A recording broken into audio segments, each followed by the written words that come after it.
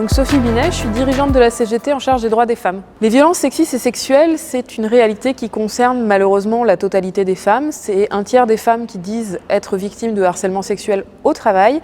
C'est 80% des femmes qui disent être victimes de sexisme au travail. Et c'est chaque année 230 000 femmes qui sont victimes de violences conjugales. Pour autant, c'est loin d'être une fatalité, ça serait simple d'éradiquer les violences sexistes et sexuelles, il suffit d'avoir un peu de volonté.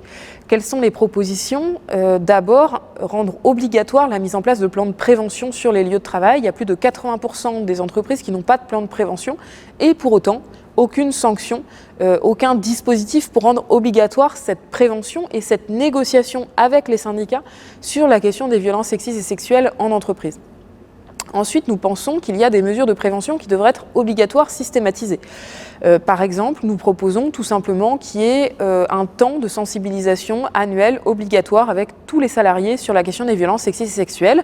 On les réunit chaque année et on explique ce que c'est que les violences sexistes et sexuelles. On définit, une main aux fesses, c'est une agression sexuelle. On définit ce que c'est que du harcèlement sexuel. On définit ce que c'est qu'un viol.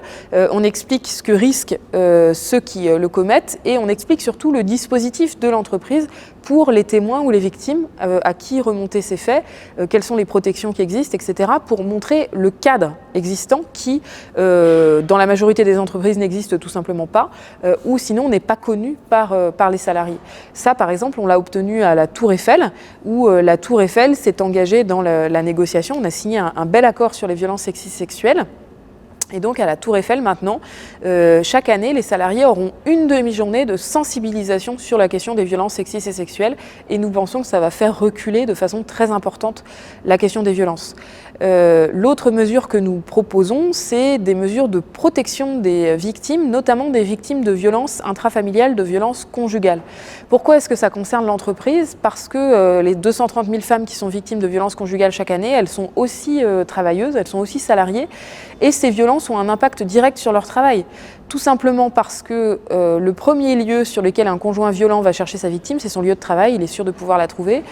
Et tout simplement aussi parce que la planche de salut d'une femme victime de violence, c'est aussi son travail. C'est le travail qui permet d'avoir une indépendance économique, qui permet de pouvoir échapper à son conjoint violent en ayant un revenu pour pouvoir le quitter, payer son logement, etc. Et donc, il faut sécuriser le travail des victimes de violences conjugales. Nous proposons qu'il y ait des droits à congés payés automatiques pour les femmes victimes de violences conjugales. Nous proposons qu'il y ait un droit à mobilité géographique pour pouvoir garder son travail tout en échappant à son conjoint violent. Nous proposons aussi l'interdiction des licenciements des femmes victimes de violences conjugales. Toutes ces mesures sont contenues dans la norme de l'Organisation internationale du travail que les syndicats ont gagnée en juin dernier au niveau mondial.